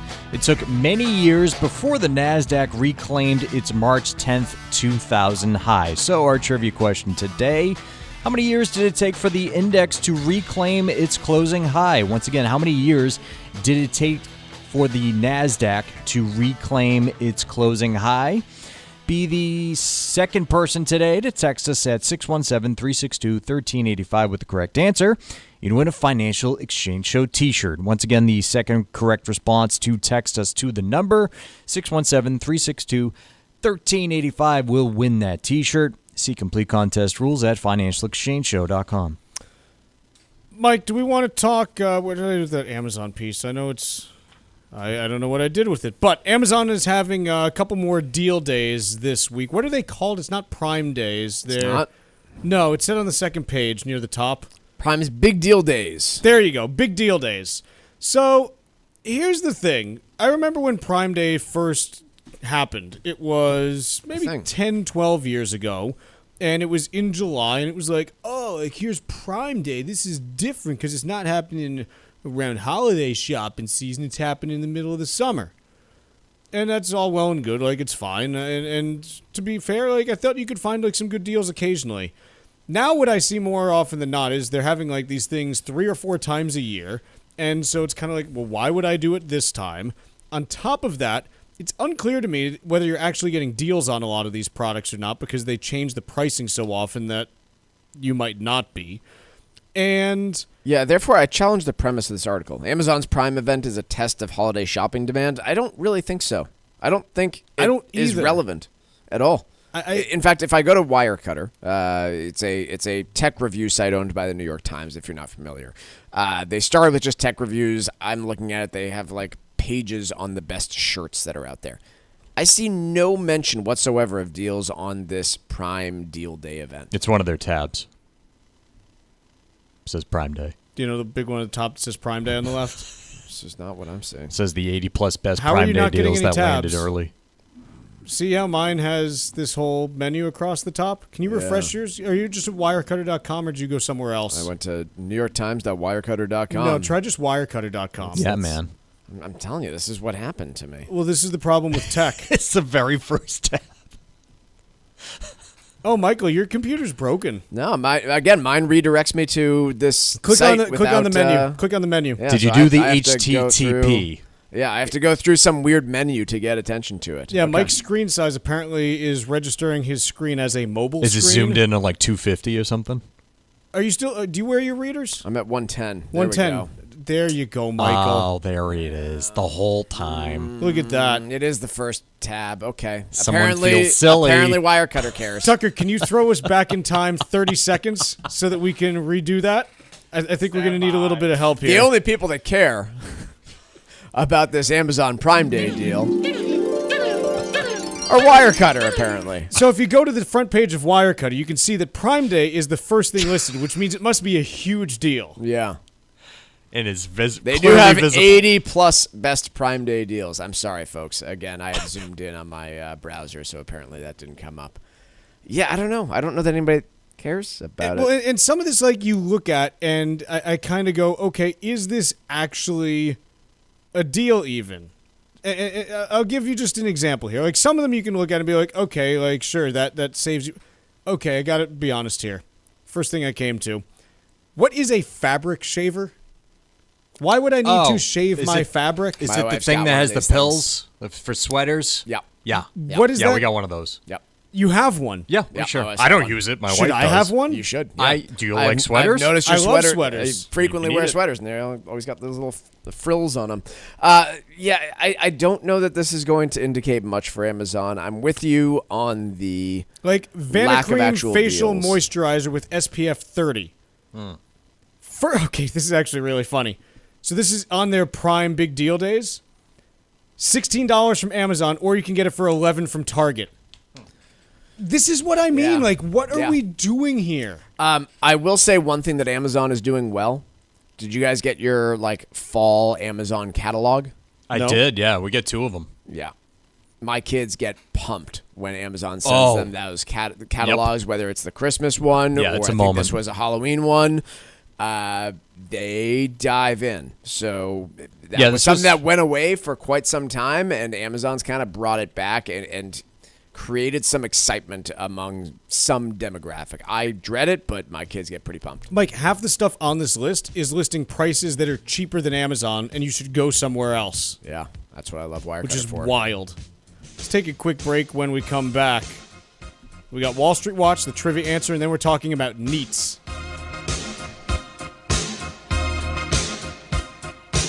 Bringing the latest financial news straight to your radio every day. It's the Financial Exchange on the Financial Exchange Radio Network.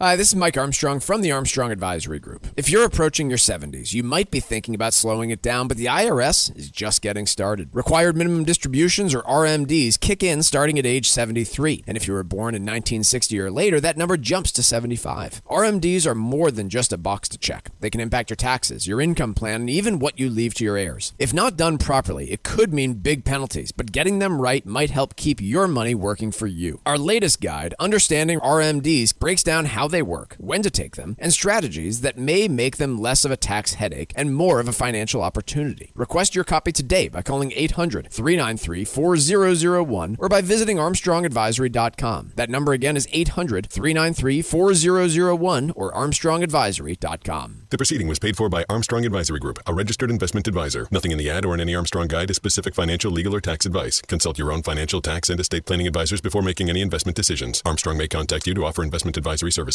The U.S. Virgin Islands aren't just stunning, they're thriving and continue to be one of the hottest spots for vacationers in the Caribbean. New cruise port upgrades, better air connections, and a sharper focus on cultural experiences are putting the islands back on the map for travelers seeking something special. St. Thomas is your cruise hub, known for duty-free shopping and the world-famous Megan's Bay. St. John is pure escape with national park hikes, secluded beaches, and tropical tranquility. St. Croix brings the history with colonial architecture, old sugar mills, and vibrant coral reefs. Visit one island or all three and get plenty of pampering, undisturbed nature, and a vibe like no other, all jammed into one vacation. With easy travel from New England, no passport required, and no money to exchange, paradise is closer than you think. This fall, plan your getaway and fall naturally in rhythm with the heartbeat of the islands in America's Caribbean. Visit usvi.com and book your trip today. That's visitusvi.com. Mark Vonner is the CEO of Veterans Development Corporation. Mark is a career military man, having served nearly 20 years, and we are so proud to have him and his business as a key partner and a presenting sponsor of the DAV 5K Boston. The DAV Department of Massachusetts does incredible work, and it's one of the first organizations that Mark became familiar with after his military service ended back in 1984. As Mark built his company, he knew he'd be giving back to fellow veterans who needed jobs, support services, medical supplies, and so much more. Mark works with disabled veterans every day, and it's one of the key reasons why he's such a big supporter of Dan Stack, the DAV Department of Massachusetts, and the DAV 5K Boston. You can join Mark Vonner and his team and make a donation to the DAV Department of Massachusetts or become a sponsor of the DAV 5K Boston. Simply visit dav5k.boston. That's dav5k.boston. This is Tucker Silva of the Financial Exchange Show, and I'm joined today by estate planning attorney Todd Lutzke, a partner with the law firm of Cushing & Dolan with a master's in taxation. And today we're talking about the implications of gifting assets away. Todd, since the estate tax laws are projected to change on January 1st of 2026, significantly reducing the estate tax exemption, does it make sense to gift away assets right now? You know, it's a big question mark. You have to think of a few things. One, look at the size of your estate. If the exemption falls to $7 million each and you're married, you can still die with $14 million of assets and not have an estate tax. So gifting might not be important from a federal gift tax situation. But the state exemption is only $2 million, so you can only shelter $4 million. So you might want to gift to reduce your state estate tax. However, there's basis to consider. If you give away low basis assets, you're trapping capital gain. And to do that, you might be paying more in capital gains taxes later when the kids sell the assets than you're saving in just Massachusetts estate tax. So you really got to think about whether it makes sense to gift or not. And if you're going to gift, you should probably set up a gifting trust. People might be gifting large assets away and not gift the assets directly to a child. Have them in a trust for the child's benefit and then protect those assets for them. Educate yourself about the implications of gifting your assets away. Request your free copy of Todd's brand new guide called Making the Most of Gifting Assets right now by calling 866-848-5699. That's 866-848-5699. Or you can request a copy from their website, legalexchangeshow.com. The proceeding was paid for and the views expressed are solely those of Cushing & Dolan. Cushing & Dolan and or Armstrong Advisory may contact you offering legal or investment services. Cushing and Armstrong do not endorse each other and are not affiliated.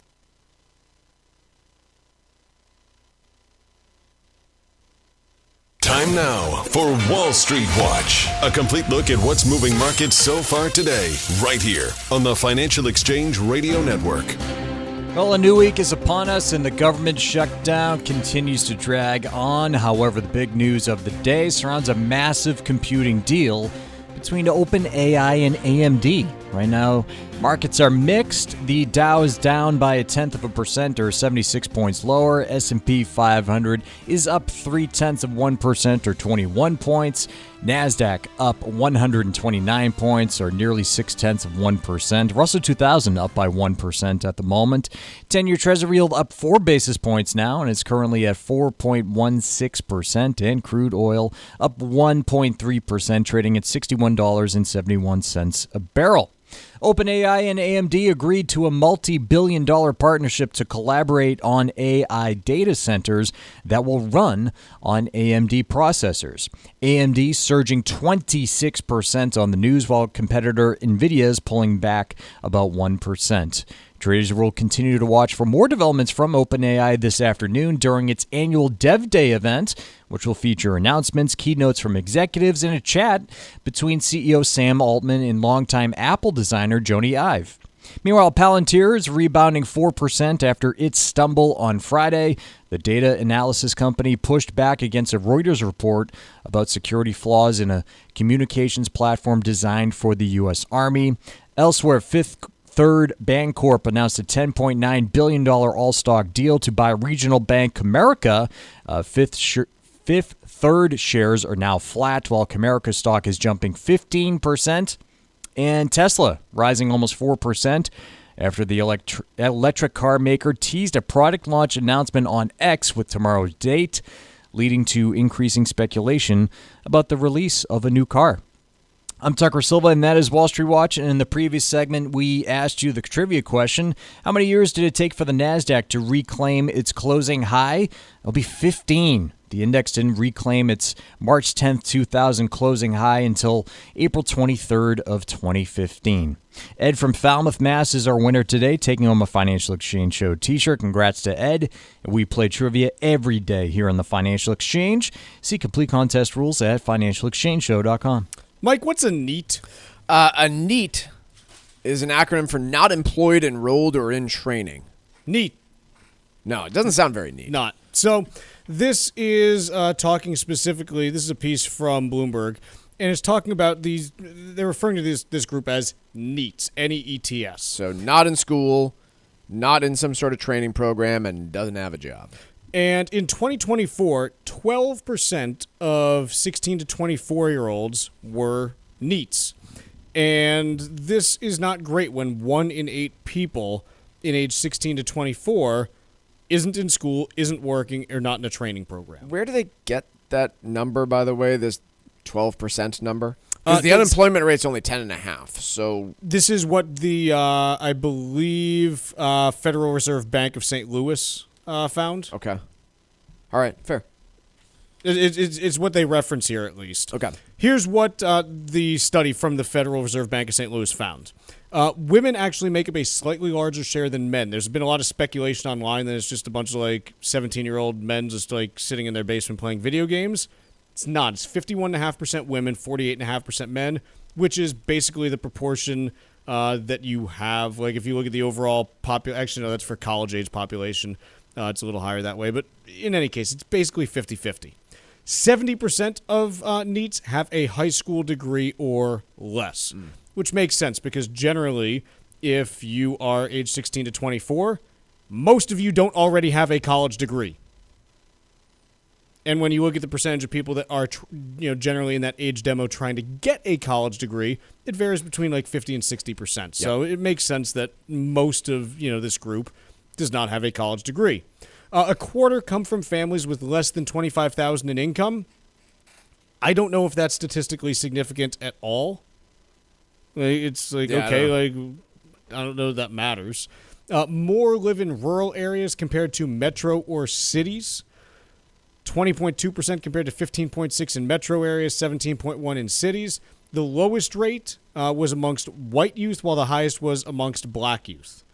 So rural, there's definitely a farming crisis going on right now and problems. But this is from 24. Yeah. So here's where my mind went is, they called this a crisis, and I was like, bless you. I remember a particularly high unemployment stage when millennials were entering the workforce, and some of them got so pissed off that they literally pitched tents in front of banks and did this whole Occupy Wall Street thing. I remember because I was working for one of the financial services companies that they were protesting. And so I was like, why isn't that demo doing that sort of thing this time? Generally speaking, the youth unemployment rate is not a bad indicator of social unrest and other sorts of problems. And when I looked at it, I came to the conclusion that the unemployment rate for youth being at 10.5%, which is where it was as of the most recent read, is just not that high. I pulled the data. I pulled the data for 2000 through 2025, so 25 years of data. We were only under 10.5% youth unemployment. Since 2021, we've been under there. We were under there starting in 2016 through 2019. Other than that, we've been pretty much over 10% for 25 years. Yep. In 2011, when Occupy Wall Street was going on, it was 17%. It hit a peak back in 2010 of youth unemployment, of 19.5%. Throughout the early 2000s, post-dot-com era, it was 12, 13%. And so I'm not saying this isn't a problem. It is a problem. I'm just saying that it's actually fairly normal for what we became used to prior to the really raging economy of the late 2010s and post-COVID. I think what you can say is the problem, though, is that the trend is up. Yeah. If it's trending the wrong direction, it's a real problem because that could indicate something a lot worse for the future. If we're what's the lowest that we got down to? Like the low that I saw during this cycle was in 2023 when this hit 6.6%. Pre-COVID, the low was nearly 8%. So even it looks like we kind of, for most of the last couple of years, hit a low of around 8, but that was just one or two readings. Yeah. So if you've now gone from 8 to, you said 10.5? Yeah, it's a big jump. Okay, if that's happened in the last 2 years, then if we're going to be at 13 a couple of years from now, if this keeps going that way, you start looking at it and you go, that's the stuff that gives you the not good feeling about it. So there's that. The U.S. Virgin Islands aren't just stunning, they're thriving and continue to be one of the hottest spots for vacationers in the Caribbean. New cruise, port upgrades, better air connections, and a sharper focus on cultural experiences have put the islands back on the map for travelers seeking something special. St. Thomas is your cruise hub, known for duty-free shopping and the world-famous Magens Bay. St. John is pure escape with national park hikes, secluded beaches, and tropical tranquility. St. Croix brings the history with colonial architecture, old sugar mills, and vibrant coral reefs.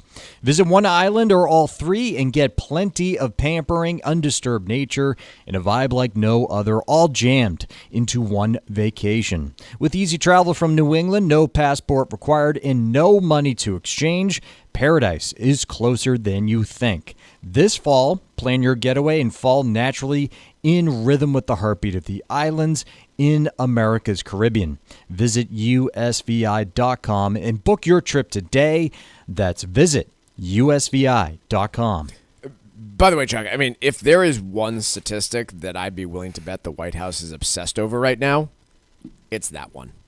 That youth unemployment rate, like, again, that's not where the spending power is. That's not where the driver of the stock market is. But if you want to avoid protests in the street, you keep that number low. It's true. And so when I think about things like the White House calling for lower interest rates, doing what they can to spur the economy back into growth mode, I would be focusing on that one item. Because, again, what happened in the early 2010s when youth unemployment hit the mid to high teens? You had protests in the street all over the country. You had people pitching tents for weeks and months outside of investment banks in New York City. I'm not saying that those were well organized or well thought of protests that actually resulted in anything, but they did happen, and I would blame the primary thing for why they happened on youth unemployment. I completely agree. Totally agree. When young kids don't have jobs, they don't have a lot to lose when it comes to breaking the law and, developing all sorts of protests. Yeah. I want to talk a little bit about berries, because Tucker put this piece in the stack today, and we all know this one was for you, Chuck. I was just like, I'm definitely Me being too, seen actually. here. So it's titled "Berries Are America's Top-Selling Fruit and Every Parent's Grocery Bill Nightmare."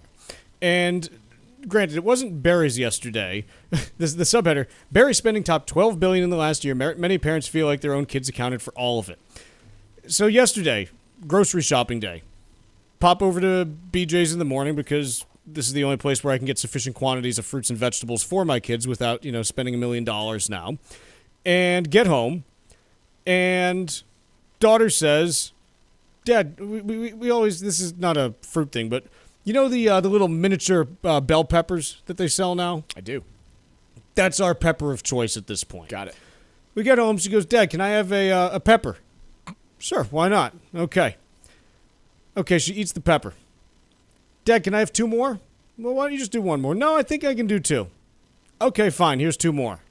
Wash them, hand them over, pounds them down. "Dad, can I have 3 more?"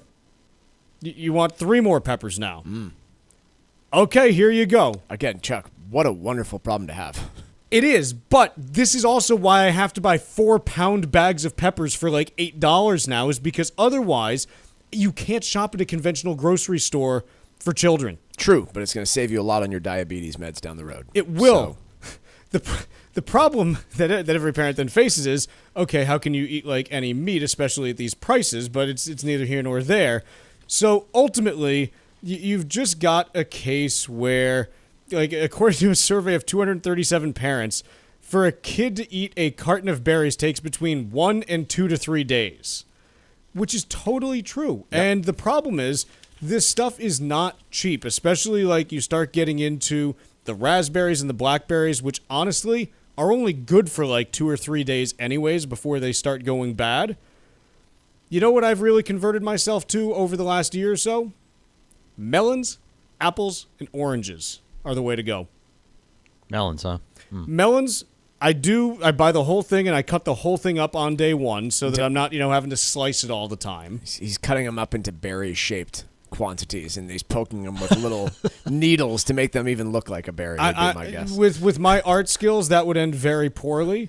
But I really think, like, I've tried to move away from berries because, honestly, they go bad so much more quickly, and they're so freaking expensive. It's nuts. Oh, it's really bad in our household because it's strawberries, it's blueberries, you name it, we got it. And the thing I'll say about apples, they last for freaking ever. Yeah, they do. And honestly, especially this time of year in the New England region, they're delicious because they're from here. So there's that too. Let's take a quick break. When we come back, Stack Roulette. The Financial Exchange streams live on YouTube. Subscribe to our page and stay up to date on breaking business news all morning long. This is the Financial Exchange Radio Network. The U.S. Virgin Islands aren't just stunning, They're thriving and continue to be one of the hottest spots for vacationers in the Caribbean. New cruise port upgrades, better air connections, and a sharper focus on cultural experiences are putting the islands back on the map for travelers seeking something special. St. Thomas is your cruise hub, known for duty-free shopping and the world-famous Megan's Bay. St. John is pure escape with national park hikes, secluded beaches, and tropical tranquility. St. Croix brings the history with colonial architecture, old sugar mills, and vibrant coral reefs. Visit one island or all three and get plenty of pampering, undisturbed nature, and a vibe like no other, all jammed into one vacation. With easy travel from New England, no passport required, and no money to exchange, paradise is closer than you think. This fall, plan your getaway and fall naturally in rhythm with the heartbeat of the islands in America's Caribbean. Visit usvi.com and book your trip today. That's visitusvi.com. Cushing & Dolan want to help you make the most of your estate plan, starting with how you gift your assets. Their brand new guide, Making the Most of Gifting Assets, breaks down the pros and cons so you can avoid costly mistakes. Gifting may sound simple, but it can create complications you may not see coming. For example, if you gift your primary home to your kids and they sell it, they could face huge capital gains taxes, and that surprise bill could derail your plan. It's the kind of insight that can help you protect what you've built and keep your family's future on track. Whether you're just getting started or you're deep into your estate plan, this guide from Cushing & Dolan is a must-have to make smart, informed decisions. Call 866-848-5699 right now to get your copy. That's 866-848-5699. Or request it online at LegalExchangeShow.com. That's LegalExchangeShow.com. The proceeding was paid for and the views expressed are solely those of Cushing & Dolan. Cushing & Dolan and or Armstrong Advisory may contact you offering legal or investment services. Cushing & Dolan and Armstrong Advisory do not endorse each other and are not affiliated. Inflation, housing costs, and rising interest rates are putting pressure on families everywhere. From higher insurance and taxes to volatile markets, today's economic landscape is changing fast. This is Chuck Zodda from the Armstrong Advisory Group. We're hosting 2 financial seminars this fall, first at Margaritaville Resort Cape Cod on October 9th, and next at the Showcase Superlux in Chestnut Hill on October 16th. Call 800-393-4001 to reserve your spot. We'll discuss how to manage risk, protect your retirement, and create a plan that can handle economic ups and downs. Whether it's core inflation, market volatility, or policy changes, you'll learn about strategies that may help you plan smarter. Register today by calling 800-393-4001 or on our website, armstrongadvisory.com. The proceeding was paid for by Armstrong Advisory Group, a registered investment advisor. Nothing in the ad or in any Armstrong guide is specific financial, legal, or tax advice. Consult your own financial, tax, and estate planning advisors before making any investment decisions. Armstrong may contact you to offer investment advisory services. Hey, listen, are you a 50-year-old person looking for term life insurance? Then you need to talk to Bob.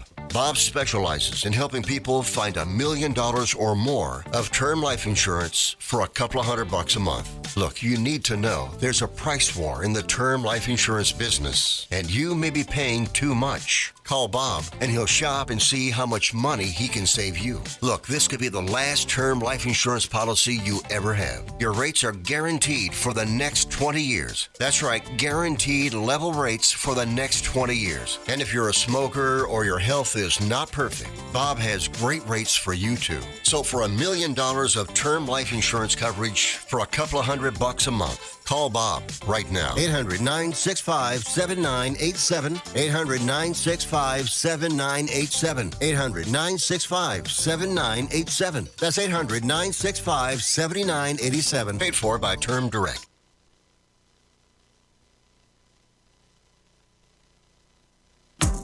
The Financial Exchange is live on SiriusXM's Business Radio Channel 132, weekdays from 11 to noon. Get the latest business and financial news from across the country and around the world, and keep up to date on how it might affect your wallet. That's The Financial Exchange, weekdays from 11 to noon on SiriusXM's Business Radio Channel 132. This is the Financial Exchange Radio Network. This year's DAV 5K is sold out, but you can still help our great American heroes. The race is Saturday, November 8th at Castle Island, and you can visit dav5k.boston to make a donation of any amount to support our troops. Your gifts help fund free rides to medical appointments for veterans and the nation's first DAV-led housing initiative, providing homes for single veterans and veteran families. Go to dav5k.boston and make your donation today. Mike, what do you got for Stack Roulette? Starbucks. They have been working on Project Bloom, which is just a really nice word for we're closing stores and firing people. Seems like the opposite of blooming. Yeah, it does. It seems like, what's it called when a Withering flower on the vine? shrivels and dies? Yeah, something like that. Blight? Now, hopefully it's, chopping off some of those poisoned flowers to make the whole plant bloom a little bit better, but this has been a bit of a roller coaster for the, quote, turnaround that Brian Niccol is trying to orchestrate over at Starbucks. He said in July that there was going to be a review of these stores, and the company owned 11,450 stores in the United States and Canada as of June 29th. We will see just how many of them end up being closed, but I've seen this in the city of Boston. I've seen it elsewhere. The Wall Street Journal apparently got a hold of some of the emails. Quote, "We regret to inform you that we no longer have a position available for you at Starbucks. We wish you all the best in your future endeavors." And Starbucks, I'll say this about them. I feel as though, at some points during Starbucks, they really tried to create this family-like environment among their employees. And all that I'll say about that is it's not impossible to occur at a company, but there's a pretty high bar that the company needs to reach before you should buy into that idea, I think. Companies employ you because they need labor. They pay you for that labor.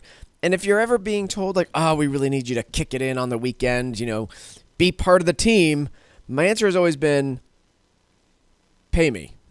Yes. And, I think that people kind of came to that realization with Starbucks over the course of the last few years as they've needed to drive a harder line and really show that they can still be profitable and they're not just some social experiment. But I feel like sometimes people kind of get caught off guard by that. This is a for-profit company whose share price has been absolutely demolished over the last few years. And they are going to be cutthroat when they feel they need to be cutthroat. And so don't misidentify your work with your identity or passion. In most cases, I think needs to be the point that I would make here. Yes, as Don Draper once said, that's what the money's for. Yeah, it's the deal. I want to talk about this piece from the New York Times. Craft breweries struggle as sales and appetites wane. I was at a craft brewery on Saturday. And basically what happened is, look, a decade ago there were 4,800 craft breweries in the country. Now there are 9,900, so they've doubled. The problem is that taste change, and it's unclear that this is anything more than a fad, albeit, a slower moving one. It's not something where it's just, over and done quickly, but you're seeing taste changing, and even with younger generations, their view on alcohol is changing as well. And I got to be honest, I will say for the worse. Really? Yes. Oh. Like the amount of literature that's out there now that like Gen Zers will not even socially drink because they believe alcohol's that bad to you. I'm a big believer that part of the reason that we're not really getting along very well with each other is we don't really socially drink with each other enough and actually learn just to talk to other humans instead of just yelling at them on social media. And so that seems like more of a social problem than an alcohol problem, but it's both. Alcohol, look, for all of its problems, and it has many from a health perspective. I don't disagree.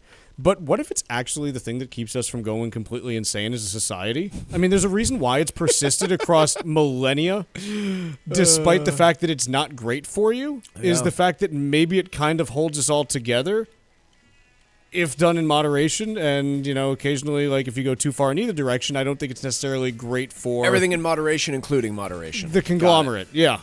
Let's take a quick break for the entire rest of the day, and we're going to see you tomorrow on the Financial Exchange, who's still not shut down.